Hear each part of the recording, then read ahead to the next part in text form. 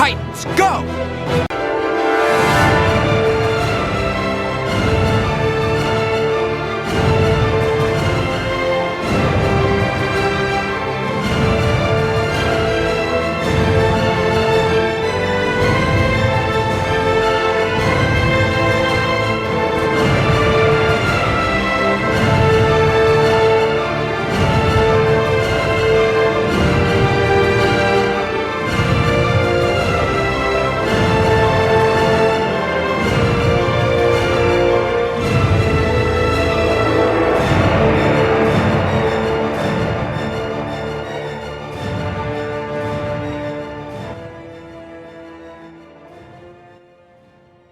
Hello again, Titans fans. Welcome back to Titan Talk, the Titans podcast. I'm one of your co-hosts, Charles Skaggs, back in Titans Tower, ready to talk more Titans Season 3 with my wonderful co-host, my strange co-host, and just all-around delightful person, DJ Nick. How you doing, Nick?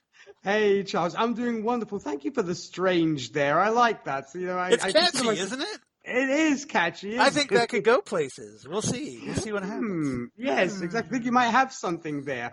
But no. I think we might have something there. There you go. Yeah, very well played. No, I'm doing well.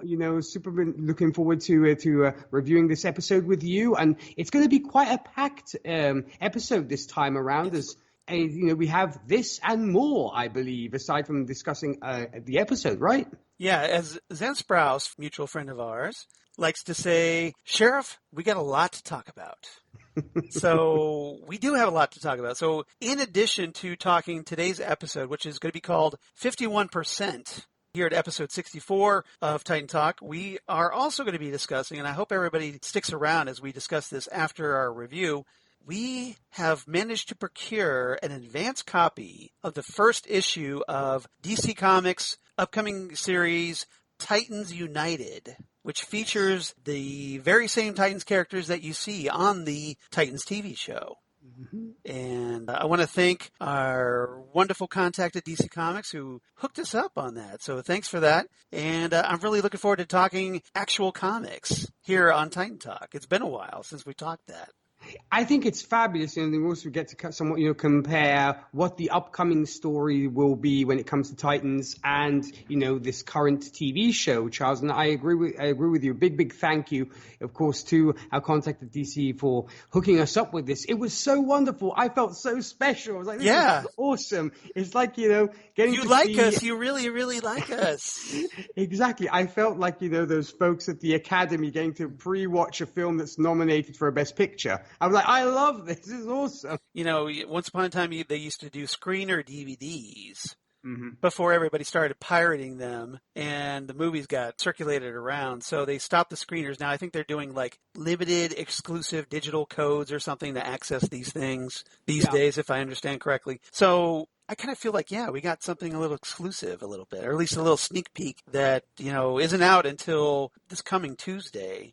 Wow, yeah. On digital and also in comic book stores. So I was kind of glad that we get a little advanced sneak peek. And we'll talk about that here shortly. So if you're a Titans fan of the TV show, we'll share our thoughts on this upcoming DC Comics series. So stay tuned. In the meantime, let's get back to 51%, which is the 7th episode of Titans Season 3. So I think it's safe to say we have officially reached the halfway mark of Titans Season 3, and still no Raven or Donna Troy. I know. Right? And there are some issues. I hate to beat a dead horse, but come on, man. Well, and there are some things, of course, we will address when it comes to this episode, Charles, but I have a feeling that kind of wrapping things up a little bit quickly because they want to get to Raven and Donna and what have you. So I guess we'll see what happens. Yeah. I hope so. I mean, this is, like I said, the halfway point. Well, 6.5 would have been the halfway point. Yeah. But I'd like to hope that we're finally heading into the home stretch of this Scarecrow Red Hood storyline so that we can move on and maybe in the back half focus on what's going on with Donna and her resurrection and what's up with Raven, who has been missing up to this point. Yeah. So before we get into our main discussion and breaking down a guest cast member for this episode, and also some trivia that I have. Nick, what were your general reactions to 51%? I actually think this was one of the better episodes when it came to this season. Mm-hmm. I did have some issues, probably only one glaring issue, but other than that, I think it was really one of the better ones. We finally got the Titans. Yes, there was a lot of Batman stuff. Yes, there was a lot of, should we say, callbacks to certain Batman comics and certain concepts. But other than that, I think it was a pretty solid story when it comes to this episode. So yeah, I compared to what we'd pointed out before, I think this was actually one of the better ones. Is it amazing? No. Is it good? Yes. And I definitely enjoyed it. So I mean, I consider myself satisfied, at least when it comes to this story. But like as I said, unfortunately, it's not perfect, and I will also be pointing out why as we progress. But I did enjoy it. Yeah, I think our little wishful dream of getting that perfect Titans episode, I don't think it's going to happen anytime soon. Just maybe a little bit closer. You think so? All right. Well, that's cool. I mean, I think you bring up a great point. That we did get to see the Titans actually being the Titans. They suited up and everything. They weren't just going around breaking the law in their everyday street clothes. They were actually fighting bad guys and doing superhero stuff. So points there. Yes. And which was much needed. And, we also got Blackfire suiting up, which we will talk about. Yeah. Yeah. Trying to tag along as a wannabe Titans member, potential Titans member. But I have reservations, and I'll share those when we get to this particular topic. Yes, I have reservations when it comes to the costume, but that's another story. Oh, you do? Because I thought it was pretty faithful to the George Perez version. Yes, but I think maybe it was a little bit over the top when it came to, shall we say, showcasing the femininity of Blackfire. Are you talking about Blackfire's boob armor? I was going to say the pneumatic breasts were a little bit much. Well, they accentuate and they also protect. So there you go. I mean, look, I'm not complaining in that sense, but I thought to myself, yeah, maybe this is a little bit too much. Maybe, okay, it works because you distract guys in combat. Yeah. But at the same time, I was like, maybe it's sexualizing it a little bit too much. Well, sometimes George Perez did tend to do that in his designs. Yes. A little bit. Yeah, I mean, if you remember Starfire's original costume that Perez designed, the kind of metal bikini that she wore. Yeah. Well, most female superheroes, I think, both in Marvel and DC, tend to get that treatment. They were usually running around in a thong and pretty much, these. Yeah. Should we say these costumes? It was the 80s, after all, when he did these costumes that flattered the female figure, if right. you will. I mean, it was never as bad as Spider-Woman, as much as I love the Spider-Woman comics. But there were some moments in Spider-Woman where like, dude, are you working for Hustler or are you working for Marvel Comics? Let me get it here. What's going on? I think it also depends on the artist. Yes. But they did recently do some revisions to that original costume. Yes. To make it less sexualized a little bit. So that's a different podcast. Spider-Woman, different podcast altogether. We're talking Titans here. So this story, 51%. So I guess you were right about that episode title, by the way. It seems like these titles are to be believed. I guess we'll see as we progress, but yeah. It seems encouraging. Mm-hmm. I'm willing to admit that, that I was a little skeptical, but so far, first episode, that was accurate. This episode written by Kate McCarthy, who previously wrote the season 2 episode Jericho. And this was once again directed by Nick Gomez, who directed last week's episode Lady Vic, and also the season 2 episode Deathstroke. So now he's got 3 under his belt. And the new guest cast member for the episode I wanted to mention was Wendy Crewson, who has a notable appearance as Valeska Knox, one of the leaders of the 5 families of Gotham. Kind of like the 5 families in The Godfather, a little bit, that kind of thing. Exactly, yes. I'm sure that was intentional. She's interesting because she's been in previous episodes of Superman and Lois, and she's appeared in the movies Air Force One with Harrison Ford, What Lies Beneath, also with Harrison Ford and Michelle Pfeiffer. Great movie, by the way. Yeah. And the Tim Allen Santa Claus movies, the first one, second one, and the third one. So the whole trilogy she was in. Trivia, I got a couple of things. So the first one I have is Dick and Barbara, during the course of this episode, discover that Jonathan Crane is hiding in the Conroy district of Gotham City, which, if you're a Batman fan, you should know this name. I'm just saying, because as far as I'm concerned, he's the definitive Batman. Vocally, yes. Vocally, definitely. yes. So this was obviously a nod to Kevin Conroy, the great Kevin Conroy, who was, of course, the voice of Batman in Batman the Animated Series back in the 90s and numerous Batman projects after that. Mm-hmm. Yeah. And also made an appearance... Legends of Tomorrow, right? Or was it? Yeah, he made an appearance on that crossover, on the Crisis crossover. Yeah, Crisis on Infinite Earths. Yeah, he was in that. I'm just trying to remember which show was airing that particular episode he was in. It might have been Batwoman. I wonder. Maybe. I think you're right. I think it was Batwoman. I stand corrected. I could be wrong, but I mean, I think that's what it was. I think you're right, because I think it was the second episode, if I recall correctly. Part 2. Yeah. All right. So I thought I'd mention that, and then I've got some background on Oracle for anyone who might be wondering.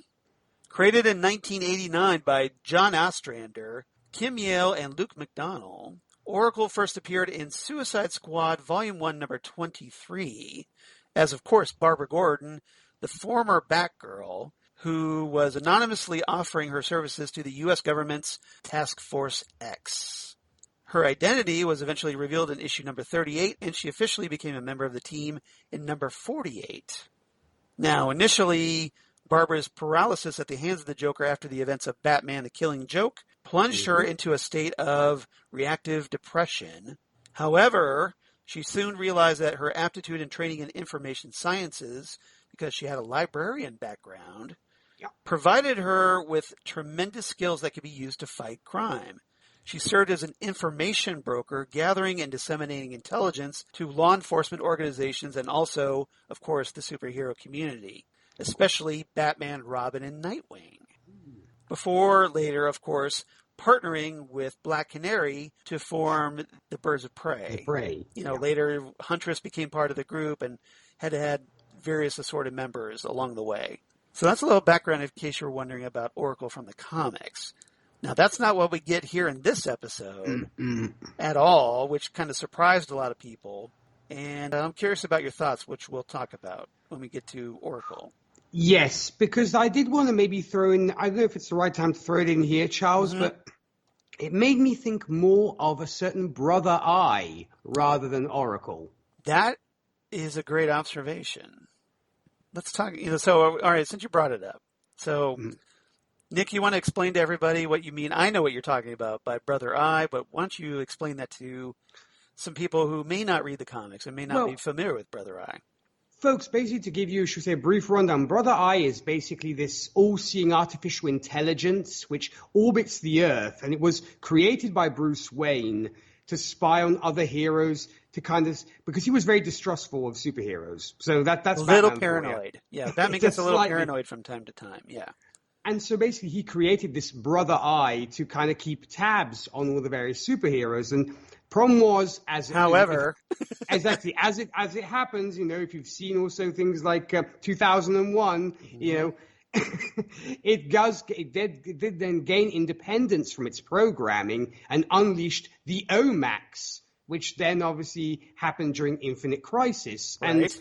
And so from there, obviously, you got the whole OMAC thing going on with these robots, if you will, androids, which basically powered Brother Eye, and Brother Eye could it was kind of like the Big Brother. He could see everything and everyone.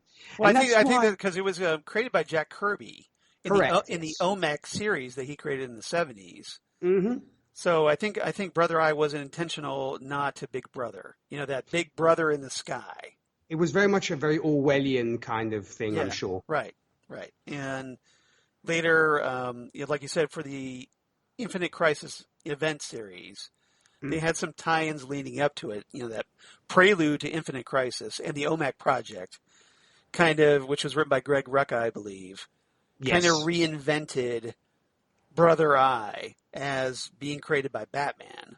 And, of course, going out of control. And used turning into a serious threat for the DC heroes. And then various, obviously, end up in the hands of various other people. Maxwell Lord had it at one point, and I believe now Checkmate owns it, I believe. So it's kind of gone from hand to hand. But that's why it kind of made me think of Brother Eye, because you kind of got that kind of eye when they go to see Oracle. So I wonder whether it was a tribute, possibly, to the concept of OMAC and maybe Brother Eye. I think so. So, once he starts saying I a lot, because that was Brother Eye's thing, like, instead of using, like the spelling I, like, I will do this for you, that kind of thing, he would say I, EYE, will do this for you. Yes. And usually that was very ominous. And, like, okay, this AI is getting out of control, and it's not going to look good because he's getting a little too OMAC-y for everybody's taste. Yeah, and I'm sure that Jack Kirby was probably influenced by both, like you said, Orwell, and possibly also, as I said, Hal from Odyssey in Space. Right. Space Odyssey, pardon me. Yeah, exactly. So, which actually, interestingly enough, Jack Kirby drew from Marvel. The adaptation of that. It's all Kirby. Connected. It all comes back to Kirby, right? Kirby is king, as always. Amen. All right. So that's good. I'm glad you had some trivia on that. Thanks for sharing that. Anything else? No, that was pretty much the main thing. I was like, I can't wait to discuss this with Charles because, I just love discussing things with you, period. But like, well, thank you, Nick. I enjoy that with you, too. But then when I watched the show, and I was like, oh, I'm sure Charles has picked up on this, that this is Brother Eye, because I'm like, oh, my God, finally all those reading of comics is paying off. I'm so happy. I know we're kind of jumping the gun a little bit, but do you think they're going to go the Brother Eye route with Oracle, this AI Oracle? It could just be a homage, seeing as apparently now it's been deactivated, but who's to say it might just, become sentient? Yeah, it just kind of looked like she just kicked the plug out. So presumably she could just plug it back in, right? Reboot it? Exactly. Or, as I said, it might just activate itself of its own accord. As I said, it might end up becoming sentient, but I don't know if they'll go that route. Maybe it was just a homage to us comic book readers, like, oh, remember Brother Eye? Yeah, well, I just kind of wonder, like, if they would introduce that, why would they do it that way unless they had a plan? Perhaps. True. Yeah. So or it's simply because it's so Batman heavy, they wanted, like, here's another Batman homage. Yeah. Well, since we're already talking about this topic anyway, why don't we jump into our main topics? So topic number 1, let's talk about that Oracle thing some more. And let's also talk about Dick and Babs, who... they kind of, there's a lot of back and forth, like, hey, let's work together. No, we're not going to work together. Hey, let's work together. No, we're not going to work together. And then let's make out at the end of the episode. So why? You gotta get a little sexy time in there, I guess, a little bit, a little something to remind everybody, hey, we're on HBO Max now instead of DC Universe. So. At least they're not stealing stuff these days, right? Although they do break some laws with no consequences again. So, hooray. So take a drink, everybody. If you're drinking at home playing the Titans drinking game, yes, laws were broken without any consequences. Take a drink. Mm-hmm. Yes. So let's talk about that. So, Nick, what are your thoughts about our dynamic duo of Babs and Dick Grayson? And also, Dick trying to get Barbara to, kind of dust off Oracle and use Oracle to track down Scarecrow. Well, I have to admit it was a little bit odd seeing how at odds the two had been. That suddenly, like, let's work together. It's like you see Dick kind of march into Babs's office saying, oh, I've thought of an idea of how we can nail the Scarecrow and how we can figure out what he's doing. Let's dust off Oracle. And I was kind of surprised that Babs at first was like so almost like happy. Well, I mean, I guess they'd left on a positive note before because he'd accompanied her to her apartment and everything else. So maybe they'd somewhat patched up their differences. At least smooth things over a little bit. Yeah, it just does seem a little bit odd that, after all the, I'm not going to work with the Titans anymore because you guys screw stuff up worse than anybody. Why should I work with you guys? Right. But she seems pretty gung-ho about this. And yeah, it was nice to see them work together. The two do have good chemistry. I did like that. And as I mentioned, the whole thing of Oracle, I mean, yeah, it was more Brother Eye than Oracle, to be honest. But and the fact is that, so they've had this awesome technology forever and nobody knows about it. I'm like, okay, cool. Well, one of the things I thought was interesting, since you Yeah. brought it up, Barbara talks about that the NSA banned their tech. Hmm. So how did the NSA find out that Barbara had this surveillance technology? Yeah. Because This supercomputer. you would think Batman would not let that out there, right? Because presumably No. either Bruce built Oracle for Barbara or had somebody else do it, obviously, for her. But somehow, she got a hold of it. And for one thing, why, if this is a banned technology, why is it underneath the Gotham City police station? Well, hey, they harbor, it seems like underground of any building, it harbors some crazy secrets. It's like Lazarus pits, Right. incredible technology. I mean, Yeah, I like don't know. Lazarus Pit, underneath Arkham Asylum. Why? Who knows? Oracle banned AI technology used for surveillance, illegal surveillance, underneath the Gotham City Police Department building. So And you also would think, why? Who knows? It's Titans. and you'd also think it's like, what did they do? They just sort of waggle a finger at them and say, don't use it ever again, because it's perfectly functional. Right. So it's like, I mean, do you just go on trust that don't use it, because if not, you'll be naughty children and we'll send you to your room without supper? Well, I mean, come on. Maybe they said, well, it's underneath the police department, so if it's okay, this is our headquarters, so it's a safe place, right? A police headquarters. Right. No, my thought is just, wouldn't they have told them to dismantle it? Or maybe there's like, yeah, we'll dismantle it, and they never did. Well, here's what I would think. If the NSA knew about it, wouldn't they want it for themselves? Mm-hmm. Like, hey, turn this over to us, and we're gonna, you don't get it, but we do, because hey, we're the government. So that's usually what happens. Is like the that just government doesn't make tends to sense seize with me. this technology. Right. The day we're recording this, I want to mention really quickly, this is the 20th anniversary of September 11th, 2001. Yes. Obviously, a very traumatic event here in the United States. And, obviously our sympathies for all the families and people that have been affected by that horrible, horrible tragedy. Of course. And that horrible, horrible day. But watching all the stuff today, brings this stuff to the forefront of my brain, going, because obviously in the fallout, the National Security Agency rose in prominence and importance. Oh, yes. And, things of this kind of surveillance nature became much more of like I said, a greater importance. So I see something like this here on Titans going like, wait a minute, wouldn't they snag that for themselves? It's very Patriot Act, isn't it? A little bit, right? Yeah, you would think. Like, hey, we can use this to keep an eye on terrorists or threats to the United States. But no, we'll just let the Gotham police have it because, well, let's face it, their city sucks and they have all these horrible criminals that Batman can't keep locked up. So yeah, it just sort of blew my mind, as I mentioned, that you'd think that with that kind of powerful technology, if the NSA is yelling at them, they're either going to seize it or they're going to make sure they dismantle it. But no, it's fully functional and everything else.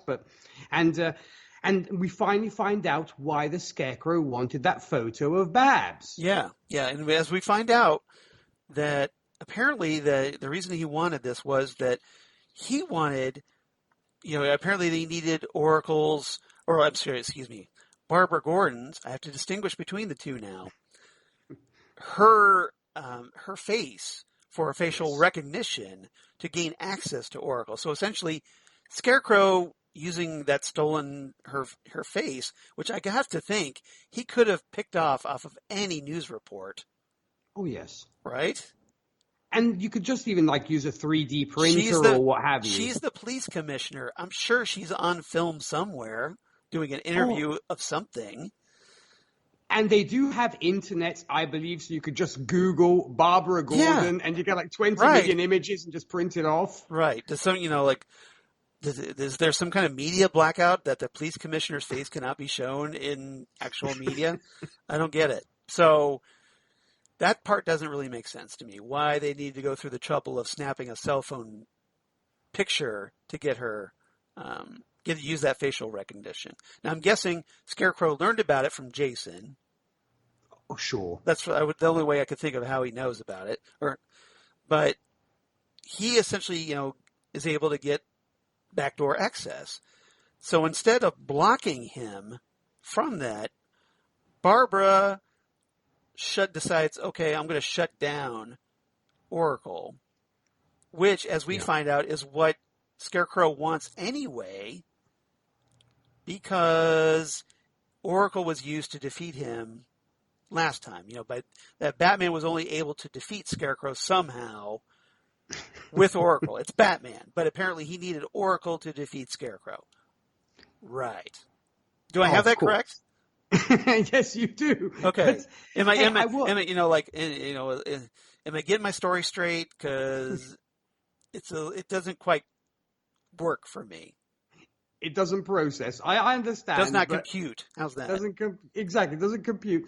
Well, look. On the other hand, though, I will say at least Scarecrow learned from his mistakes, and he was like, they fooled me once. I'm not going to be fooled again by the same way that I was caught the first time. But to go back to Dick and Babs, it was nice seeing them working together. Though I think it was a rather rash decision to say, "Oh, Scarecrow's got access. Block everything. Close the destroy it." And delete internet history. I won't have internet ever again because other people can hack me. I mean, he might see which porn sites I'm visiting. Delete everything. And I can't blame Burn Dick it all. for somewhat, and I really can't blame Dick for somewhat chastising Babs on that rather rash decision. Yeah, it seems like a little bit of an overreaction on Babs' part, don't you think? I mean, look, you could even just switch it off. You don't have to deactivate it. Right. Well, you brought up the point that it doesn't even look destroyed. It just looks, it looks like more that, like I joked earlier before we started recording, that she kicked the plug out of the wall. And so it seems like you could just boot it right back up, and maybe it'll work, after you do that reboot, because that always works, right? Turn the power off, turn it back on, and yeah, and everything's fine, right? I'm sure we just got the little shutdown music that do do do do, and it was the end. Yep. Or and I was wondering, wouldn't Scarecrow want that technology for himself?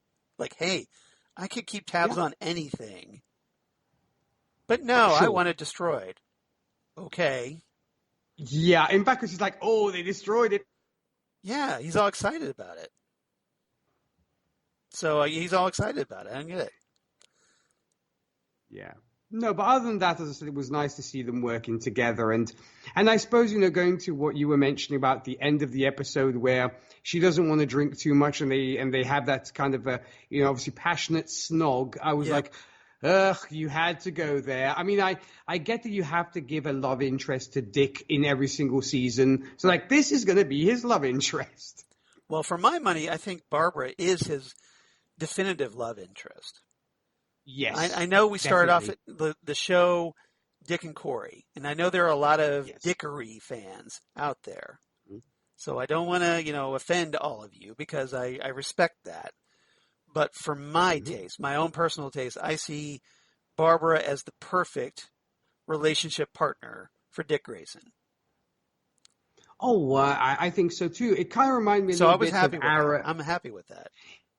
It kind of reminded me a little bit of Arrow, who went through numerous relationships before he finally found Felicity, which was the one. Yeah. And this might actually be the case that maybe Babs is the Felicity to Dick's Oliver Queen.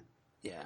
And now my wife Lori is not happy because she ships Dick with Donna Troy. Mm. But let's face it, right now Donna's dead.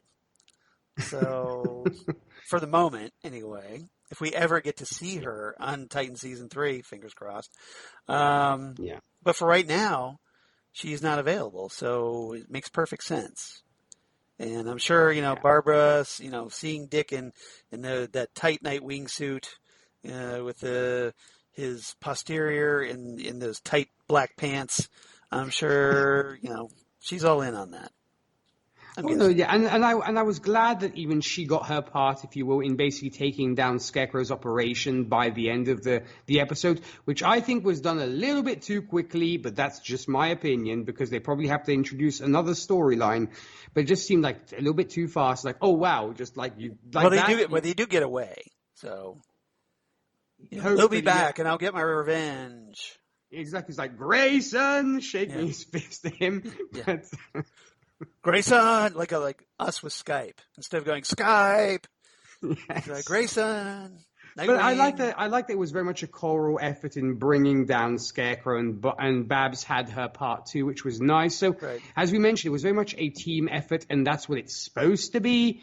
Even though there was still a lot of Batman things going on, I was glad that Babs got something to do as well when it came to this. Well, what I'm wondering is this just a pause in the action? Like, okay, Scarecrow's taking a big hit because the Titan's destroying his operation. Yeah. But he's still out there. Jason's still out there, so that's unresolved. And so maybe now we'll get to take a break, hopefully next episode, and we can find out what's up with Raven and Donna, hopefully next episode. It could be. And then maybe they come back for the final 2 episodes of the season, perhaps. Well, I mean, as we mentioned before, if the tentative title is anything to go by, the next episode will be entitled Home, which makes you wonder who is coming home or home to what. Right. And the one after that would be Souls. So that could be that we are going into that, if the titles, once again, are to be believed, and those are what the titles are. Well, we'll find out, won't we? All right. Yeah. All right. Anything else about Dick or Babs or Oracle? I still think that, it's an evil AI. Could be an evil AI, because you introduce an AI on a DC Comics show, it's going to go bad at some point, right? I think it would really be a throwaway if we never see Oracle again after everything they built up to. So, as I mentioned, they might go the Brother Eye route, or we might see it get activated and used in some other capacity.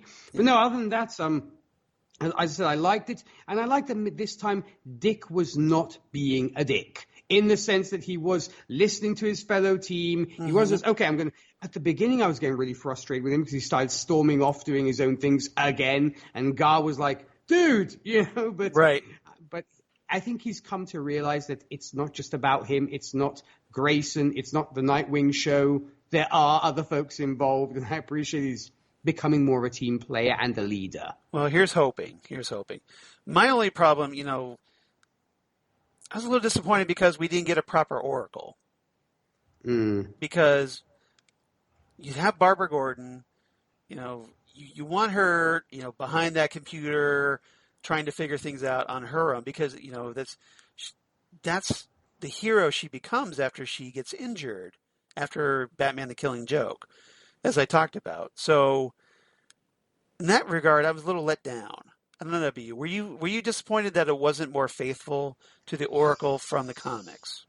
I was a little bit surprised. I was like, what is that? Why are we doing all that? But I suppose if they mentioned the fact of it being mothballed, it had to be something physical, if you will, or something tangible in that sense. But I would have liked something more akin to the comics, and the reason why we love the character of Oracle and of Barbara Gordon so much. So unless she becomes Oracle, perhaps, and names herself after the AI. That could also be, I suppose, because if obviously she's the only one who has the facial recognition and the access to this, I suppose that was how it sort of went. Because in the comics, to my knowledge, Babs was just so ingenious because she was able to use all the technology available to her, but she didn't use it through an AI. She had cameras, she had computers. She was literally a genius. She's literally a genius when it comes to that kind of stuff. Yes, she is. So I would have liked more of that, but, I guess let's do the whole Brother Eye or Howl kind of thing going on there. Yeah. All right. Topic number 2. Let's move on. Let's talk about Starfire, Blackfire, and Valeska Knox, who is one of the 5 families of Gotham. So this was interesting. I mean, we get more of Corey and Commander paired together as sisters, and they decide to go off at one point during this episode to find mobster Valeska Knox to get more information on Scarecrow's plan. Mm. And they confront her, and it turns out that Valeska decides, well, hey, I'll give you some information on what Scarecrow's up to in exchange for the return of my son, Michael. So Starfire and Blackfire go to get Michael, bring him back, but then things go a little sideways. So what did you think about that, Nick? Well, first off, why is every other mob boss's son called Michael? I don't know why. But Well, it's like if they weren't trying to rip off The Godfather enough, right? 5 families. Michael is this, the son of this particular Godfather or, Godmother, perhaps. yeah. But other than that, I mean, and also the fact of the name Valeska, I mean, obviously went to Gotham. It made me think, of course, of the Valeska twins. Jerome Valeska, yeah, from Gotham. Who was kind of, I guess, that universe's Joker in inverted commas. They never really confirmed it, but I suppose that's what they were trying to do with that. But so maybe she's related to Alexander Knox from the 1989 Batman movie. I was also thinking that. It's like, did Alexander Knox hook up with a Valeska, and that's how we got Valeska? You're going to need a really big lens. Yes, but no, that choice. I was shocked. To be honest, I was actually shocked when Michael shows up and boom, she just shoots him in the head. Yeah, when she like, played the whole. Yeah, thanks for bringing him, and then bang, he's dead. But also before she plays the whole concerned mother of bring me back my son, I need my son. They bring him home. He's like, and he says he's like, you can understand now why he doesn't want to see his mother, because he probably knows his mother's out to kill him, right? Or he just. And that's why because he was hiding out, and he turns out, we find out that the reason she shot him was because he was an FBI informant. Yeah. So it wasn't so much that she wanted to keep him from getting under Scarecrow's control or something. No, she just was pissed because he ratted on her in her operation for the FBI. And now he's in witness protection somewhere. Now, I get what they're trying to do narratively, but I'm thinking to myself, if you're a powerful crime boss, can't you send some goons or hired goons to the guy's Hired place? goons? That's one of my favorite Simpsons quotes, by the way. Hired goons. Which is why I brought it up. But, yep. But I think to myself, or she didn't know where he was, and she needed Blackfire and Starfire to kind of find him. I don't know that. I guess that's the case, because if not, as I said, you can just send your goons over to wherever he is and kill him. Yeah. It would have been that simple. My thought is probably she didn't know where he was at, and that's why she needed Blackfire and Starfire to kind of seek him out and bring him to her. Right. That's my only. She couldn't hire a bounty hunter to do that?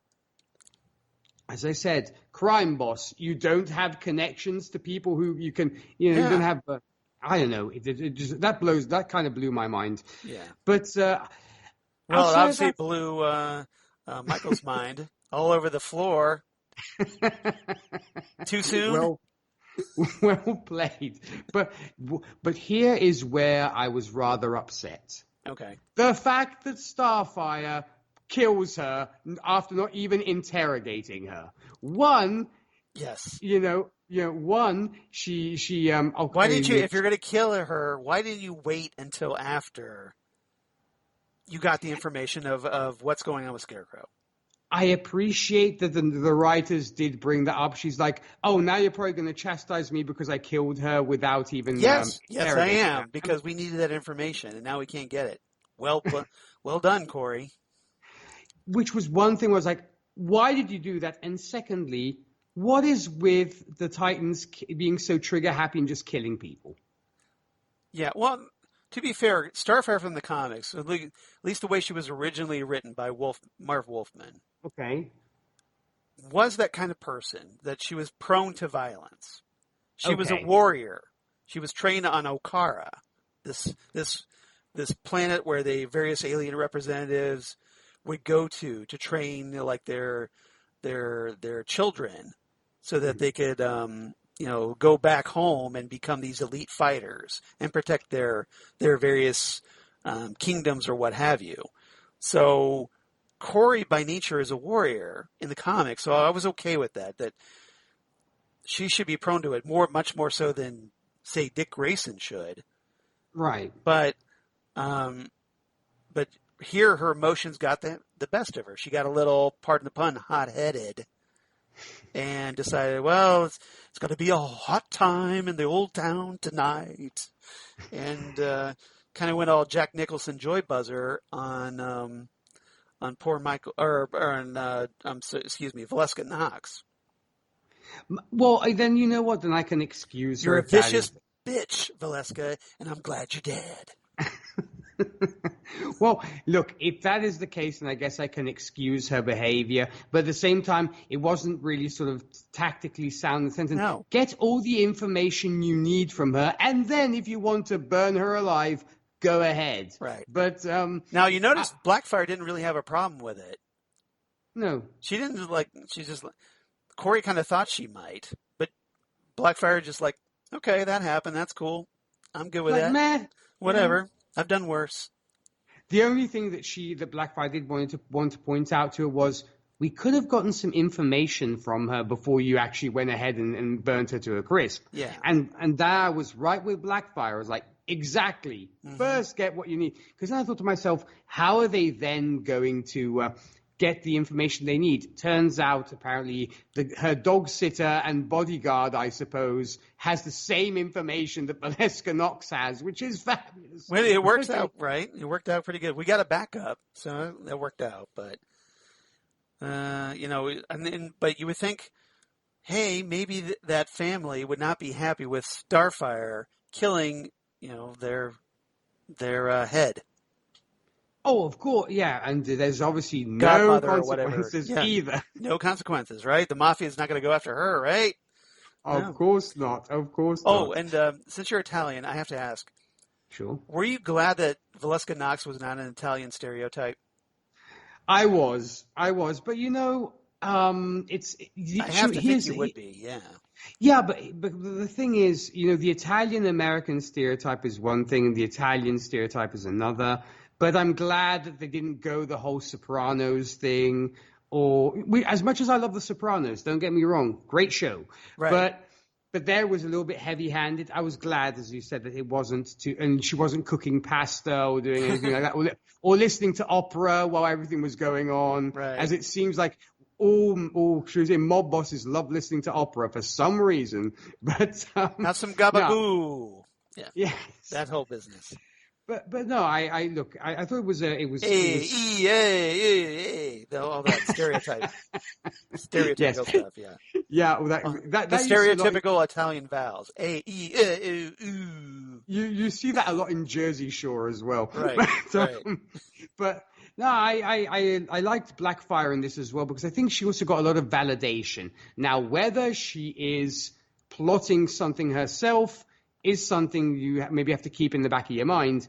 But I think she felt validated by the fact that she was called to the battlefield, and the fact that Starfire gave her the gauntlets and, therefore her own costume. Right. And she got the chance to be a badass and help the Titans, which I thought was great. And she got the chance to flirt with Superboy while in battle, which is that's why it keeps making thinking, these two will probably be an item, or will sleep together by the time the season is over. Or at least that's Blackfire's plan, right? Mm-hmm. Yes. Now, before that happened, where she suited up, and we talked about her costume, what you thought of that. She explained to her sister that the reason, I guess, she had the same rage when killing their parents. Yeah. That's what she told Corey. And Blackfire revealed that apparently Tamaran blamed her for Starfire not returning after defeating Trigon. Yeah. And suspected her of trying to usurp the throne. Blackfire's parents then decided to sacrifice her to keep the peace, forcing the supposed villain to fight for her life. Yeah. And then she explains that she came to Earth to convince Corey to rule with her, so to appease the Tamaranians. Yes. Do you buy that story? Because I don't at all. I kind of don't. Granted, she wrapped it up in the whole 51% thing, which gives the name to That's to where this we get the title episode. from, yeah. I have a feeling that Like if you have Blackfire's 51% support or whatever, then you go ahead and do it, right? yes, it's like if it's over the 50% mark, then it's the better choice. As you know, even though it's the lesser of two evils, let's put it that way. It's kind of considered the lesser of two evils, as in it's 51% better than the alternative. Yeah. Or So 51% good, 49% bad. yeah, I don't know how you make that quantification, but okay. I guess it works on Tamarin apparently. Apparently. But Yeah, like you well, have at like a least scale? How does this work, I guess that's how the Blackfire and Starfire's Oh, this is parents. only 50%. I'm sorry, you can't go ahead with this. It's only 49, So okay. We can't do it. True. Oh well. I guess that's how Blackfire and Starfire's parents operated. But yes, you do make a good point that Blackfire may very well be an unreliable narrator, and she's maybe I think she's just trying to convince Corey. yeah, she's giving her own story. You don't know exactly whether she just enjoyed, murdering the population of Tamarin, apparently, because that's how she justifies having basically committed genocide of her planet. Right. And she's like, no, it was just that, because she said she got mad and killed their parents, which is still kind of horrible, right? Yes. I mean, we don't know that their parents were bad, although I think Corey has kind of hinted that maybe they were. Or it was just that maybe she felt they weren't as nice to Blackfire as they were to her, because Starfire was evidently the favorite daughter. Right. So maybe she figures, or Blackfire figured, well, yeah, they treat me horribly, so therefore I'm okay in killing them, right? Of course. Yeah. That's what you do. The villain, like I said, is never the villain of their own story. They see themselves as the hero. So I'm a little bit I'm skeptical. I'm not completely sold on that whole story. And you do also wonder what her deal is, once again, with Superboy, who seems more and more enamored with her. Granted, Blackfire is a gorgeous woman, so I can't blame him for having the hots for her. But he really is like, oh, you look amazing, and then obviously on the battlefield. He's all rushing to get her ice cream if she wants it, that kind of thing. Yeah. But I think, my suspicions, I think a lot of people's are probably, because this seems pretty obvious. She wants Superboy under her thrall because, hey, let's face it, he's really powerful. Yes. And could definitely be her ultimate bodyguard, right? And if he's loyal to her, is in love with her, she can use that to seize power, presumably. Mm-hmm. And also, he's the most innocent and, shall we say, less streetwise and naive of the group. The easier to manipulate. Yeah, because obviously you're not going to be able to play Dick Grayson, or heck, even Gar, who seems to have more street smarts than Superboy. Mm-hmm. So she obviously wants to prey on the most naive of the group. I mean, we could be wrong, and she does turn over a new leaf, and her and Superboy are an item, and they love each other, and they have a wedding, and all this kind of stuff, and who knows? But I'm not going to put money on it. Let's just put it that way. No, I don't hear wedding bells for either of them myself. But I guess the optimist in me wants to think that that's the possibility. But the realist in me says no, that's not happening. I definitely think that Blackfire evidently is playing nice and is waiting for our opportunity to strike in her own. She has to gain the trust of the Titans. Already she's getting her powers back because they gave her the suit and everything else. So she's gaining her trust. That's usually how you topple an organization or anything like that. Right, you gain the trust. I got my supervillain costume now. I'm good. I'm ready to make my move. Yeah. Wrapping Superboy around my little pinky. Yes. Yeah. It's coming. Just wait. I think a lot of people see this coming, right? Hopefully. Not just us.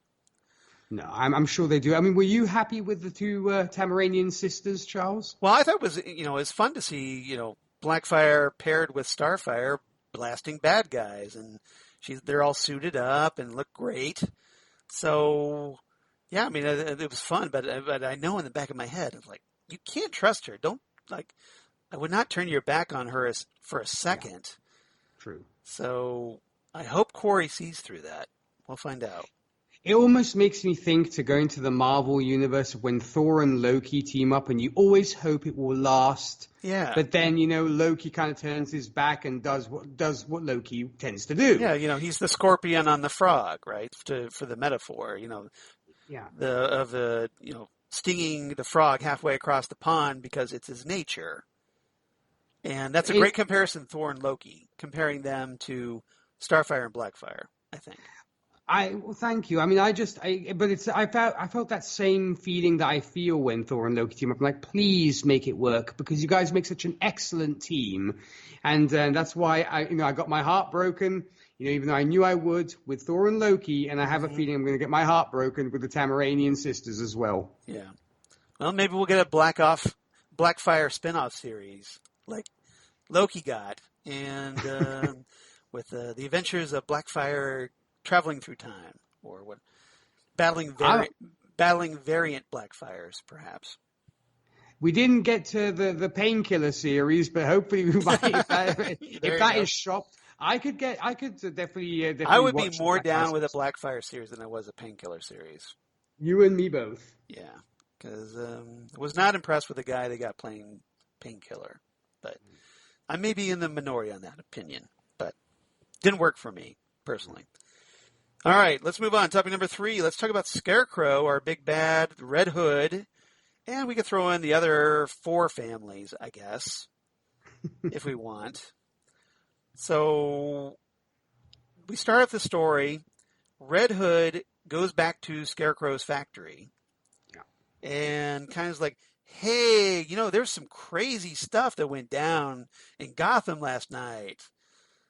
And thinking he says this thinking that, well, maybe Red Hood would understandably be pissed that Jason stole from him and distributed all his product out into the street, as we saw when he killed, or at least shot, Tim Drake's father, even though we still don't know if he's dead or alive, right? Yeah. So that's neither here nor there. But Jason is, trying to be cool about it, saying, hey, look, I just came back here to get some stuff ready for my meeting with the 5 families. And seems a little surprised that Red Hood appears to be okay with everything instead of being pissed at him. Oh, yeah, exactly. Yeah. So what was your thoughts on that sequence?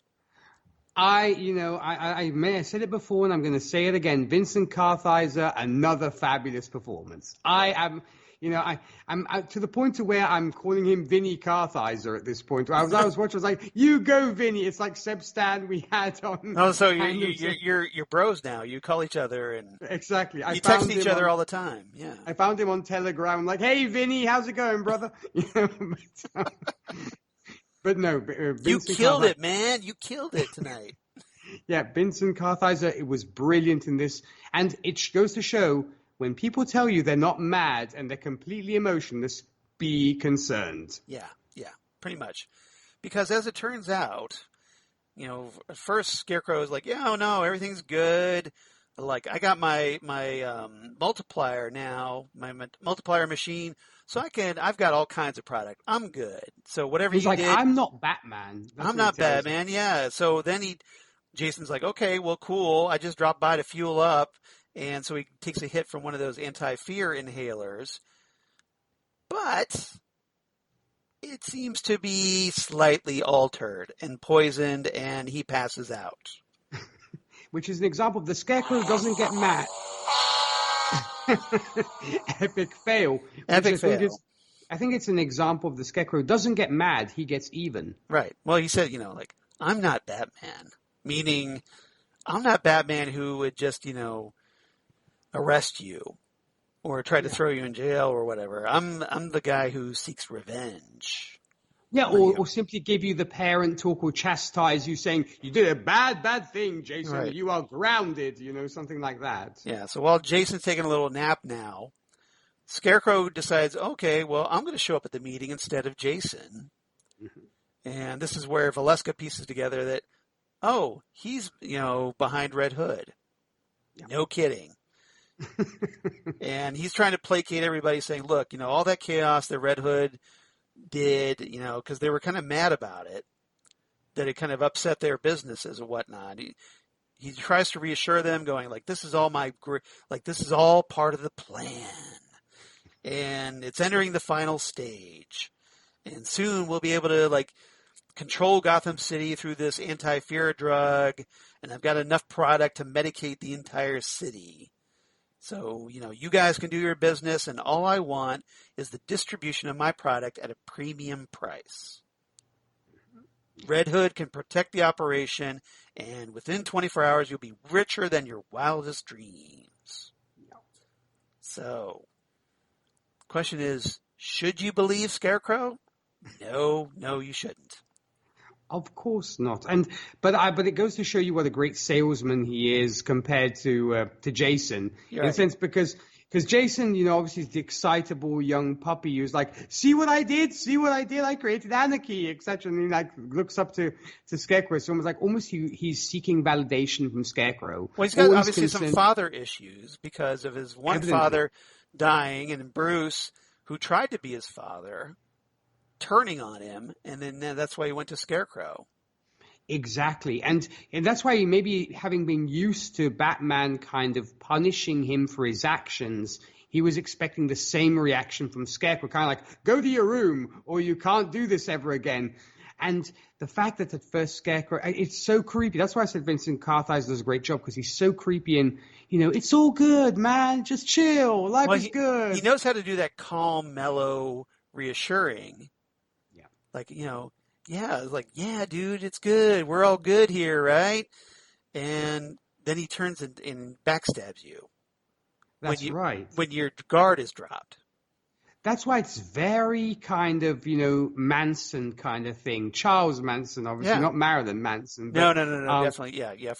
For those who are not as old as, say, me, yeah, there's this guy called Charles Manson, who Marilyn Manson is named after, partially. And he was a really bad dude. Go watch the movie Once Upon a Time in Hollywood. Yes. For a little taste. Or, even better, you can watch Mindhunter on Netflix. That would be perfect, yes. That's much better. The portrayal of Charles Manson in that is just fab. It's so right on the. It's perfect. Yeah. But that's the thing. So Scarecrow does have that little bit of a Manson vibe. Not to mention, he doesn't ever sort of get his hands dirty. He has other people do his bidding, kind of like the Manson family. It's almost like... He's the mastermind. Yeah. And kind of just like Manson, he has Jason drugged up, and in that state, he's able to make him do the things he wants him to do. Right. And even after he's been, poisoned, if he's spiked his inhaler, right. he's keeping him super, super sedated. But to where he's like, he can hear him and he can listen to him, but he has him under his control. And I just love how charismatic this guy is, also in front of the families, because he doesn't sweat at all when he's talking to them. He's like, guys, it's all good. You're going to get your money, and they buy it because he's such a great philanderer. Salesman. Yeah. And I love that about this. I love this about this portrayal of the Scarecrow. And as mentioned before, Kartheiser is just fabulous doing this job. Well, even the families were initially a little scared of him, I think. Yeah. Because, a little pun there, I guess, with Scarecrow. But they were a little afraid of him. They know what he's capable of. And he's trying to reassure them, like, no. If I was going to try and gas you, you'd be peeling your eyelids off. Yeah. So just relax. We got this. As long as you trust me, which you shouldn't. Oh, did I say that out loud? No, you shouldn't. But everything's going to be okay. So yeah. And with Jason, he goes back to Jason, tells Jason that he's still afraid of Dick Grayson, which is why he used the fear gas so soon. So he still promises them, though, like, you'll still get to see the Titan self-destruct. But there's still that kind of implication that Jason is being punished here. Yeah. Well, I mean, he's leaving him this almost like zombie state, if you will. Right. Because we know he's addicted. Yeah. And because, of course, Scarecrow rigged it that way. But now I think he's trying to, like, okay, Jason, you're going to take a little time out now. Daddy's going to take over, talk to the families for you, because you seem to think you're a little too big for your britches. Yeah. And, we already gave that threat last episode by saying, look, you're expendable. I can bring in Lady Vic to replace you in a heartbeat. Yeah. Which we don't know where Lady Vic went this episode. I was just going to say, what happened to Lady Vic? It's a good question. No, well, he did remember Scarecrow did say that Lady Vic was going to do some errands for him. Oh, okay. So maybe she's off doing some errand we don't know about yet. Speaking of missing people, Mm-hmm. What in the world happened to the psychiatrist? Oh, you mean Dr. Leslie Tompkins? No, the potential love interest for Corey. Gone. Yeah, that's true. She's gone. Yeah, what happened to that guy? What happened to We Have to Talk? Mr. Booty Call. Well, I guess, Starfire has her sister now, so it doesn't need that subplot anymore.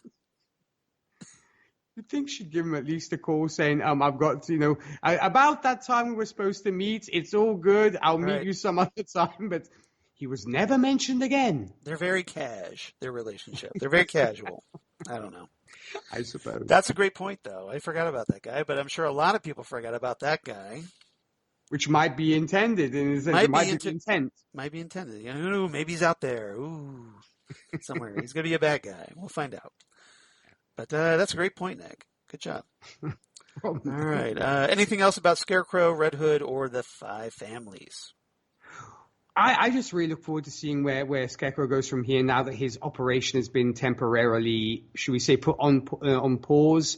And it was the first time we saw Scarecrow lose it, because when he sees the Titans arrive, he's like, no, Yeah. this was not supposed to happen. This is not part of my plan. First time we actually see him panic.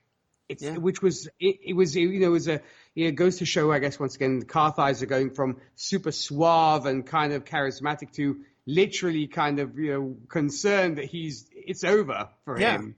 Yeah, well, I think he was one of those guys that, because he's such a control freak, thought he had the whole thing mapped out, like he had it all figured out perfectly, and then here come the Titans and track him down somehow, and how they do that whole thing of Mr. Freeze and the Freon and everything else. Yeah, exactly. Because that's where they find him, was in one of Mr. Freeze's old hideouts.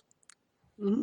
So it was nice to get a Mr. Freeze reference this episode. But you'd think there are other people who use Freon other than Mr. Freeze. But okay, I guess. Yeah, nobody else needs refrigerant. Okay. But okay, right. I'll go with it. Oh no, I'll go. We have to go to Central City because Captain Cold. No. Never. All right. Topic number 4, and this is a quick one because like I said, we still have a lot to talk about. So let's talk about Gar and Molly. Remember Molly from a couple episodes ago, Lazarus? Well, she kind of makes a quick return in this episode because Gar, while Dick Grayson's off snogging Barbara Gordon, Gar decides to do a little investigating, being a little bit more of a detective than certain Dick Grayson in this regard. Goes to check out Jason's room, starts snooping around, and lo and behold, there's a secret panel hidden behind whatever dresser or something that was there. And Gar finds a letter, which apparently, as we find out at the end of the episode, was written to Jason from Molly. So Gar goes to track her down, goes to her apartment, although initially she wasn't interested in talking with him. Right. So what did you make of Gar trying to go out and seek out Molly? Because we had talked about wondering if Molly was going to be used to kind of bring Jason back from the dark side. And it seems that this might probably be the case. And you made the great point about Gar being more of a detective possibly than... Well, Dick did some detecting, and He did. Lord knows how he came to those conclusions of, yes, Freon, Mr. Freeze, let's go. Yeah. Okay. It was some detecting. It was like one of those leaps of logic, like out of the 1966 Batman TV series. Exactly. Yeah. I'm like, okay, I'll roll with it. But yes. Holy ice cream factories, Batman! But as I sung Vincent Kartheiser's praises, I'm also going to sing Ryan Potter's praises as well, because another strong performance from Ryan Potter. He did a fabulous job in this too.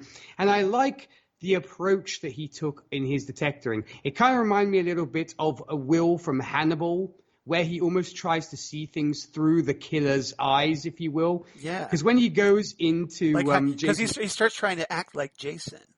He's like, get out of my stash, narc, or this kind of thing. And so starts to behave like him. So it kind of made me think of when Will goes into the field in Hannibal. You know, granted, we didn't get the whole, this is my design thing. But yeah, we didn't get the whole, like, cool, like, special effects wipe thing. Yeah, like the windshield wiper wipe.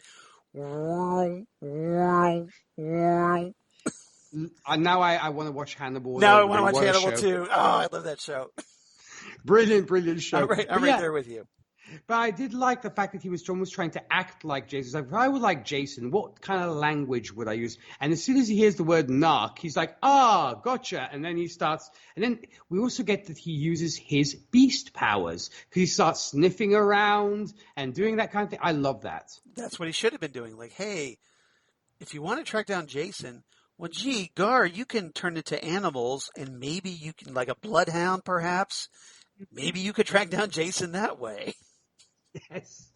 So I was glad they introduced that. Maybe it's also the fact that Gar is slowly but surely coming into his powers and discovering he doesn't have to turn into the full-blown tiger to use the animal powers. So I like that. We still haven't seen him turn into anything else but a tiger, though. Except for that one time he turned into a snake after, Trigon, during the Trigon episode back in beginning of season 2.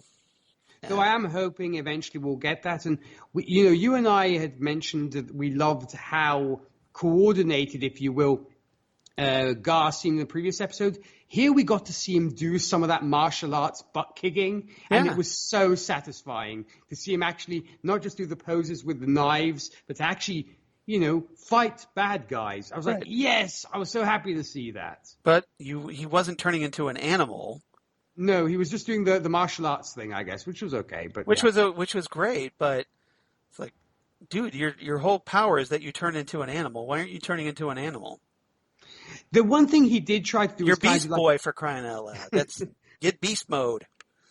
He did kind of try and mix the two things at one point, because he turned his one fist into like a paw when he was hitting somebody and stuff. So I appreciated that. And and all in all, he's actually literally one of my favorite characters on this show so far. Ryan Potter is really just nailing it, and I like that. I think they're doing a better job with him this season than last season. Definitely. I mean, he's not, the Beast Boy we want necessarily, but I think he's getting there, and I appreciate that. And he's the Beast Boy we deserve. But I do want to definitely sing Ryan Potter's praises, because I think he's doing a great job. He is. I think he's kind of the unsung hero of the show. Yes. So yeah, definitely. All right. Anything else about this episode? Well, I guess we'll sort of see now where we go from here with Molly. Maybe the episode, if it is entitled Home, is about Jason coming home. As in, Molly might bring him home. Who knows? I mean, I'm just spitballing here when it comes to that. But I have a feeling, obviously, Molly will play a big part. I hope she doesn't die. She doesn't get fridged, if you will. We don't need her fridged, okay? Yeah, definitely. It was like, Jason, come back. And he's about to come back. And then something happens and she dies. And that's the reason why Jason comes back to the fold. Who knows? Yeah. Or Scarecrow threatens to kill Molly, and that's what makes Jason turn against Scarecrow, kind of like Darth Vader at the end of Return of the Jedi, where, he sees Luke being tortured by the Emperor and then turns on the Emperor. Yeah, exactly. or I have that scenario which we've seen so many times of Jason is like walking away from the Scarecrow, and Scarecrow like throws a knife at him or something. Molly's in the front going, "No!" Yeah, He steps in front, in slow mo, like takes the knife and dies. Yeah. yeah, exactly. Or the bullets or what have you.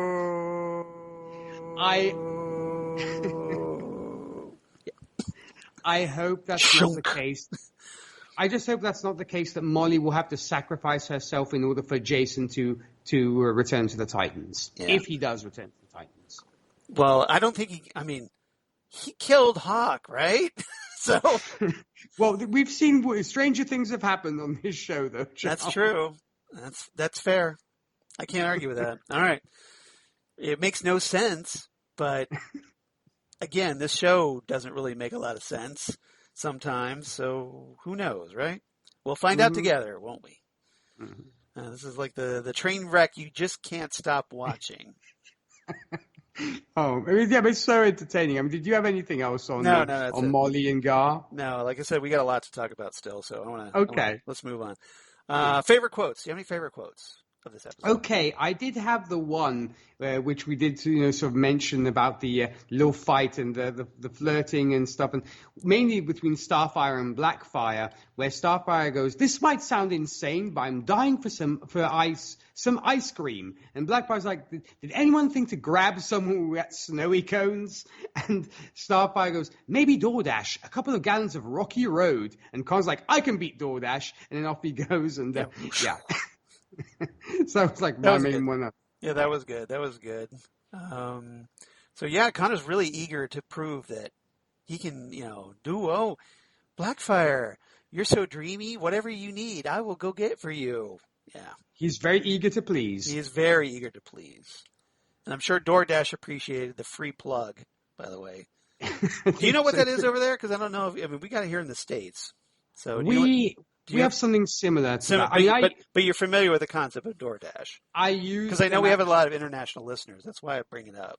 No, I actually used it when I was over in Nashville last time. Because it's over here we have stuff like, I guess free plug. You have things like Uber Eats and stuff which we use over here, which is the same kind of concept.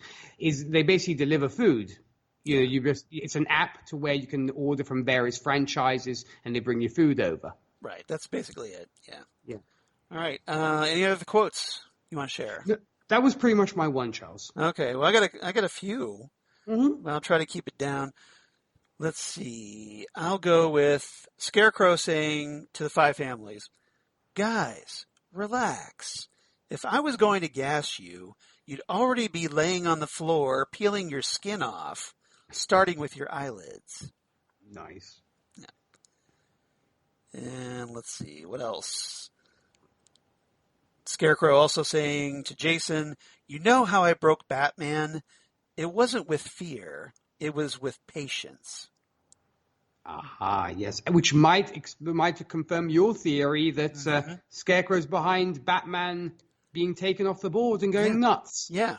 Or, being framed for the murder of the Joker, perhaps. Mm-hmm. Yeah. So we'll see what happens with that. And let's see, you'll go with Corey saying, "If we're breaking laws, I've got an unhappy mobster to track down."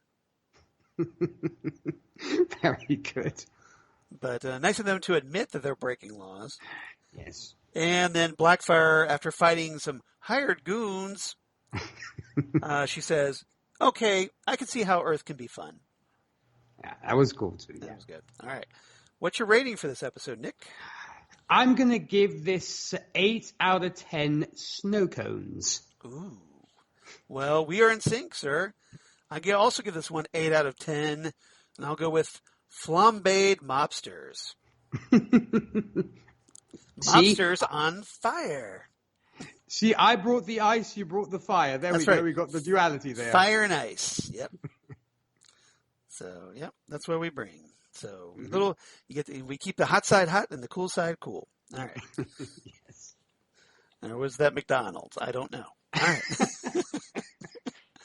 All right. Before we get into Tell It to Titan Talk mail, and we do have some once again, so hooray.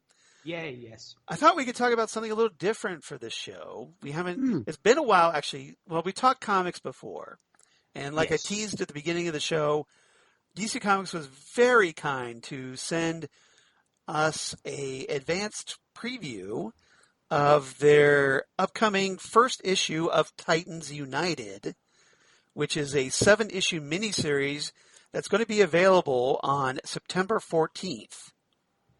So that's when the first issue, if you want to pick it up on the stands, or you can do it digitally by either going to like Comixology or wherever you get your comics, Amazon perhaps, maybe. Or it's the same thing these days, right? Amazon bought Comixology. Yes. So this is written by Kevin Scott, who's notable to a lot of Doctor Who fans like myself because he's done a lot of Doctor Who projects, including the Doctor Who The Shining Man 12th Doctor novel, which I own, and I thought was rather good. I like that a lot. He also did numerous Big Finish audios, so a lot of Doctor Who audios for Big Finish. He also wrote the Doctor Who The Ninth Doctor ongoing series for Titan Comics. He's also recently, just a couple weeks ago, did the Aquaman, a story for the Aquaman 80th anniversary, 100-page super spectacular #1. He's also written for Star Wars The High Republic comics and novels, so the Marvel comics and also the novels that have recently come out.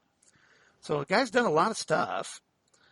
Pencils by Jose Luis, who did some artwork for Suicide Squad during the post-Rebirth era of DC Comics. Also has done some issues of Detective Comics, Supergirl, and the Terrifics. That was that series that featured Mr. Terrific, Metamorpho, Plastic Man, and the 21st century ancestor of Phantom Girl from the Legion of Superheroes. So that was a fun little series by Jeff Lemire. Colors by Rex Locus, and this was edited by a longtime friend of mine, Michael McAllister, who is a member of the original Titan Talk from back in the 90s, where yours truly and Michael, my wife Lori, Jesse Jackson, whom you've heard here on Titan Talk, Titans Podcast, we used to belong to this Titans fan fiction group, which was called an Amateur Press Association back in the day, because we did, because it was the 90s, we didn't have the internets yet, so we typed all this stuff out on paper, printed it out, made copies, stapled it together, and mailed it out to the various members. That's how fan fiction was done back in the olden days when we played with rocks and sticks before electricity. But Michael has been, I've known Michael for a very long time, like I said. So, and here he is now editing a Titan series, which is like his longtime dream. He was so happy to talk about this project with me, and just very happy. And so I want to congratulate Michael McAllister for one, being the editor on this. And now we get the chance to talk about it thanks to him. So indeed. Very cool, right? I would also like to tip my hat to Michael as well. Congrats on reaching your dream, man, because I think it's a beautiful success story that you start as a fan of this stuff and then you actually get to work on the stuff that you love. Yeah. I don't think there's probably any better feeling or any greater sense of satisfaction that you're able to do that. So I can't but congratulate the man enough for that. Yeah, Michael was actually previously my editor when I wrote some Generator Rex stories and Ben 10 stories for DC Comics. Ooh, nice. And, if I ever get the fortunate opportunity to ever write the Titans someday, I would get to a little bit of understanding probably of how he feels being an editor on this. So I'm very proud of him, and I want to give him a special shout-out. Amen. From a fellow old-school Titan Talker from back in the day, the OG Titan Talk. So this issue, the title of the story, this first issue is called Power Grab. Mm-hmm. And Nick, I want to get your thoughts because this story, without getting into spoilers, because it hasn't come out yet, I don't want to spoil it for everybody. But in general, the story is about the this guy who essentially gets uncontrollably experiences powers that seem to be very similar to the Titans' powers that go out of control, and the Titans have to deal with him in this first issue. Now, the Titans members in this story are Nightwing, Donna Troy, Starfire, Raven, Beast Boy, and the Red Hood. Yes. So very similar characters to the characters that we get on the Titans TV show, but the tone isn't exactly like the TV show. It's much more, and I mentioned this to Michael in a text, that I thought it was more all ages. So it's almost like if you're kind of too young to watch the Titan series, especially now it's on HBO Max, you probably, this might be something you might give to a younger member, perhaps, or if you're someone who appreciates like kind of comics that were done back in the 80s, yes, like pre-Crisis on Infinite Earths. I think this is very much that. So what were your general reactions to reading this story, Nick? Well, I actually mentioned this to you off air, and as I mentioned to you off air, I absolutely love this first issue. I have not been reading Titans for a long time, and I was just so grateful and happy to actually be able to dip in and see what the status quo was of the Titans at this point.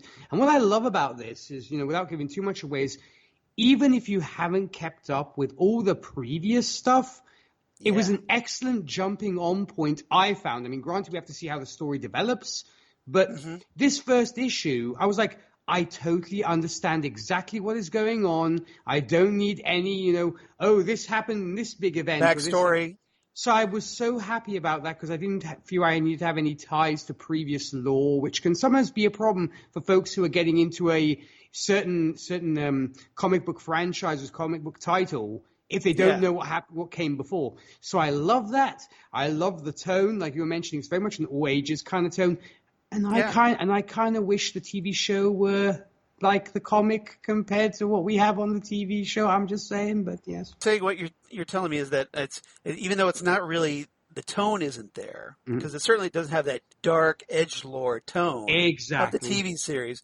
It's much more a traditional type Titan story, but you like that it was a good entry point for someone who isn't up on what's going on with the Titans these days. You don't have to know a lot of backstory. You don't have to have a lot of knowledge about the Titans to get into this one. Exactly, because I knew who the characters were. I got the dynamics. I knew the power sets. And yes, and I really did.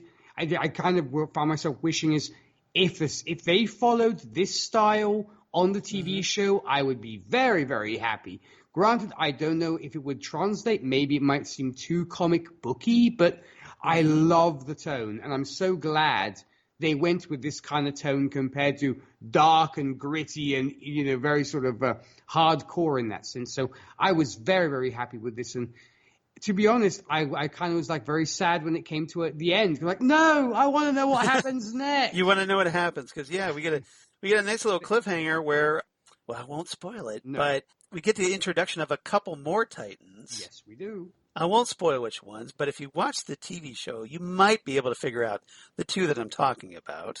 Yes. And they show up, and we also get an appearance of a fun, cheesy DC supervillain. Yes. That's recently had a lot of popularity in the Tom King Batman run. Yeah, and he was, and also on the Harley Quinn animated series. I was so happy about that. I mean, we're not. I know we're keeping this very much on the down low. I'm being vague intentionally, but I was so happy this character popped up. You may know who we're talking about, but I don't want to come out and spoil it right out. So if you enjoy that character, hell yeah, you're gonna love his appearance here. I'm just saying. Well, I wanted to actually message you going, do you have the next issue, Charles? Because I need to know what happens like yesterday. Well, presumably, maybe if DC likes our review here, hopefully they'll hook us up with the next issue. Because, I would like to know too. I mean, I'm gonna go ahead and get the physical copy when I go to pick up my comics on Wednesday. So I've already pre-ordered the physical copies, but yeah, I kind of want to know now what happens next, right? Same here. No, and fun enough, just like you, I can't get the So physical. DC, how about hooking us up a little bit?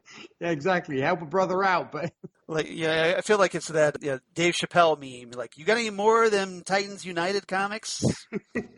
well, and I kind of did the same thing that you did, but sadly I can't get the physical copies in English. I could probably get them in Italian, but I don't want that. Mm-hmm. So I actually went and subscribed to the Titans series on Comixology because there you go. They had me hooked. What can I say? I need to know what happens. Well, there you go. There's a testimonial right there, folks. So we definitely, I think, encourage everybody to check out, and not just because they hooked us up with a free copy, okay? If you're a Titans fan, and especially if you got, maybe some younger family members or friends or whatever who maybe don't watch the TV show, but kind of like the characters, like maybe they saw the Teen Titans animated cartoon series. They might like this. Oh, yeah. So, and like I said, it's all ages. So if you're like older or younger, depending on your interests, you might like it as well. So pick this up. Like I said, it comes out this coming September 14th. And what's your rating for this one, Nick?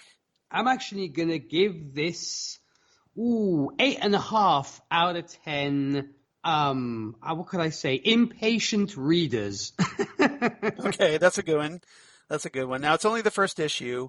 And they do a lot of setup in this issue for some storyline that's obviously going to be paid out. Because like I said, it's a 7-issue series. So I'm going to give it just an 8 out of 10 scorched hands. Nice. So I'll just leave it there. I'm not going to explain what that means.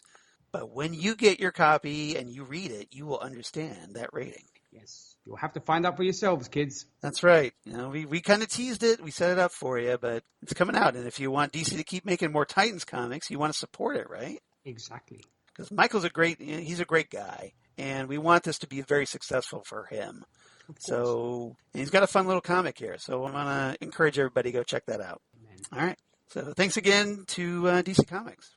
And also, like I said, we have some Tell It to Titan Talk Gmail from Steve Sigmund once again. So, Nick, do you want to go ahead and read Steve's email about 51%? With pleasure. So, Steve writes in, "Hi, Charles and DJ Nick. Another great breakdown." Hi, Steve. Hey, Steve. Another great breakdown last week with Lady Vic. I was both surprised and delighted to hear my earlier emails addressed on the latest episode of the pod. You're very welcome. They were fabulous emails. I was having my sides split by how much I was laughing because I loved it. It was great. Those were good. Those were solid emails, sir. They certainly were. As long as you keep up the fantastic detailed breakdowns and episode analysis, I'll do my part to keep the I think. I found episode 7, 51%, to be one of my favorites of season 3 so far. While still very Batman-centered, it was really enjoyable to finally see the Titans together and fighting on the same team again. Yes. I think Damaris Lewis's Blackfire is a nice addition to the ensemble, but I'm still not sure if her villainous comic book character has been retconned or if she's actually good, just misunderstood in this iteration of the DC Extended Universe. I suppose it could go either way. Yeah, that's a coin flip, but I'm going to lean toward supervillain. I'm just saying. I'm probably think that the smart money is on supervillain. Yes, that's my recommendation. Perhaps Steve continues. Perhaps it will end up being a mix of both. I can't believe we are 7 episodes in and not a peep from Raven or Donna. Right? Yes. Agreed. Testify, my brother. Amen. I was also a little surprised to see Barbara Gordon's Oracle persona transformed into an actual physical semi-sentient supercomputer that was both introduced and destroyed in the episode. Question mark. Yeah. In the span of a single episode, yeah. When Barbara described Oracle as mothballed in the previous episode, I guess that just meant powered down in the basement of Gotham PD. I guess. Yeah, she kind of undersold that, didn't she? Yes, she did. And Steve continues, it seems Gotham City is rife with secret basements. Mm-hmm. In addition to the Batcave under Wayne Manor, we've got an active Lazarus pit at Arkham Asylum and the Gotham version of Cerebro Jarvis sitting undisturbed in the basement of Gotham's police department. Yeah. I love it. Whatever labor union controls Gotham's massive subterranean structure construction workforce has got to be killing it financially. That's right. I'm sure they cut some deals on that one, but yeah, or maybe it's they subcontract out. Who knows? It could very well be. Thanks again for the. Because I can't imagine Bruce Wayne doing all that digging. I'm just saying. No, they maybe should have like a guide of all the secrets of Gotham, because like all these secret subterranean places, I guess. Yeah. Who helped install that equipment in Batcave? I want to know. I do too. Thanks again for the great podcast. As always, I'll be listening, Steve. Well, thanks again for that wonderful email, Steve. That was awesome. Loved it.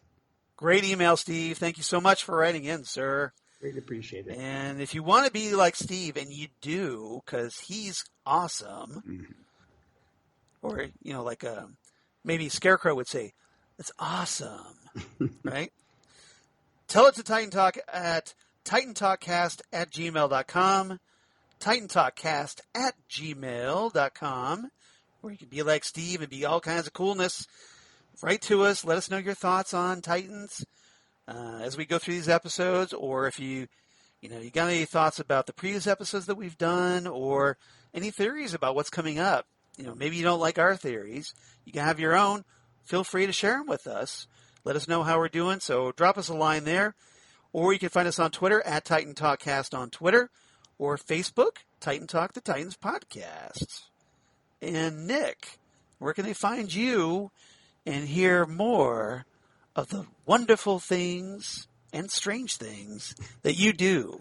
Very well played, sir. Well, when it comes to me, folks, if you're fans of country music, I do host a Whiskey and Cigarettes show where we play all sorts of country music under the sun. For more information about that, visit our website, whiskeyandcigarettesshow.com. Podcast-wise, if superhero movies are your speed, I do host Happiness and Darkness, the superhero movie podcast, where we discuss all superhero movies from Marvel, DC, Dark Horse, Image, and more. You can find us on Facebook and Twitter. Also, myself and the wonderful ladies that answer the names of Zan Sprouse and Rachel Friend, we can be found discussing Best Picture winners on Gold Standard, the Oscars podcast. Next week, we will actually be discussing The Apartment with Jesse Jackson, hopefully, which is, of course, the Billy Wilder winning picture. So looking forward to that one. Jack Lemmon and Shirley MacLaine. So definitely fun for all. And if you want That should be good. Oh, yes, indeed. And if you want to see all the crazy stuff I get up to on Instagram, you can also follow me on DJ Nictagram. And what about you, Charles? Well, Nick, as for me, of course, at Charles Skaggs on the Twitter machine, at Charles Skaggs on Instagram or Facebook, Charles Skaggs in Harriet, Ohio, and my blog of geeky things. Damn good coffee. And hot. Damn good coffee and hot, where I talk about all the stuff we talk about here on Titan Talk. So Titans news, Doom Patrol news, news of my other podcasts, currently with the Southgate Media Group, although maybe not for much longer, he said ominously, although not really, which of course includes, hey, Next Stop Everywhere, the Doctor Who podcast that I do with Jesse Jackson, who is my returning partner in time. He's back with the podcast. Very happy about that. And other wonderful special guest companions, including every so often a certain DJ Nick. And now that Jesse's back, we got to get you back on the podcast, Nick. I'd love to come back. There's actually a certain podcast I'd like to come on, which you're probably going to be mentioning quite soon, Charles. So I'm going to hold my breath for that. Oh, that sounds good. That sounds like that. So right now, coming up this week, Dave Proctor, who occasionally writes in, is going to be joining us. We're going to be discussing Kinda from the Peter Davison era. Yay. Which is a fun little psychological thriller kind of a story for some of it. We get some cheesy giant snake action from the 80s. Yes, we do. But apart from that, it's a pretty good story. And you get to watch, it's actually a story also about mental illness, because this one guy, Hindle, completely loses his mind and causes a lot of problems in the process. So that's going to be a fun one to talk about. And I encourage everybody to check that out. And then Ghostwood, the Twin Peaks podcast, where Zan Sprouse and I, Zan has been recovering from gallbladder surgery. She has. And we finally sat down and worked out when we're going to be recording again. Mm-hmm. So hooray, we're going to be coming back. So we'll be doing that at the end of September with The Hidden, which is the first of our Twin Peaks Actors and Other Films series that we're starting. This one featuring Kyle MacLachlan. Nice. Who, of course, played Special Agent Dale Cooper in Twin Peaks. And also Chris Mulkey, who is Hank Jennings on Twin Peaks as well. Makes an appearance in that movie as well. So it's good. Nice little cult classic, a little 80s horror cult classic. Always a good time. Yeah, it should be fun. And I've never seen that movie, so I'm looking forward to it. This will be my first time watching it. It's a good film. Yeah, so that's going to be a lot of fun. And then we also set our next episode of Drunk Cinema, which I also do with Zan, our little side gig, where we have adult beverages, adult conversation, and we watch our favorite movies. Now, we were originally going to be doing Hot Fuzz, but we're going to be recording on October 1st as our first episode back from Zan's surgery. So we decided, well, hey, it's Halloween season, so we need to do something scary. So instead of doing Hot Fuzz, we decided we're going to do Alien, the 1979 classic. Love that movie. Well, I'm a big Xenomorph fan in general, so you know. So yeah, if you enjoy Alien with Sigourney Weaver and Ian Holm is in that one. Ian Holm is in that, and then John Hurt. Yaphet Kotto is in that movie. John Hurt, of course, the late great John Hurt. So, and Jones the cat. Yes. So you have to love Jonesy. Exactly. So this was this is a big movie, and we were in the mood. We were both in we want to watch Alien. So that's how we're going to start our little, because because of the dates that we're recording on. If we do them all, we should have at least 3 episodes, and then, so this would be the first of our month of horror on Drunk Cinema. Nice. And that's it for me, Nick. I had a ball talking Titans with you, and also talking Titans United with you. I'm glad you really liked the issue. So everybody, check that out. And then come on back. Let us know what you think about, drop us a line. Let us know what you think about Titans United. I'd love to hear your thoughts about that. And otherwise, next time on Titan Talk, episode 65, as we may or may not discuss Home, the 8th episode of Titan Season 3. If that is indeed the episode title, we'll find out together. We have no idea what it's about, but I'm sure it's going to be interesting. And hopefully, fingers crossed that maybe now with a little break in the action of the Scarecrow storyline, maybe we'll finally get to see Raven and Donna, or at least Raven. I'm hoping so. Maybe this might be the Themyscira. Hopefully this will be the next story arc. I guess we'll have to see what Home entails, because Home can mean tons of things. So I guess if that is actually the title of the episode. But otherwise, we're going to have a lot of fun with that. We'll have a lot of fun discussing it next time. Mm-hmm. Nick, any final thoughts before we sign off? Well, as you mentioned, Charles, it's a joy to podcast with you. I had a great time discussing this, and it was we had a little icing on the cake discussing a comic as well. So it doesn't get any better. That was a fun change, wasn't it? Yeah, it doesn't really get any better than that. So I can't wait to discuss the next episode, and we'll just love this. And a big thank you to everybody for listening to the show and supporting us. Yeah, exactly. And DC Comics, hook us up with that issue 2 already. Come on. In the meantime, everybody come back. Episode 65, which may be Home that we discuss. Episode 8 of Titan Season 3, right here on Titan Talk, the Titans podcast. Goodbye, everybody. Ciao.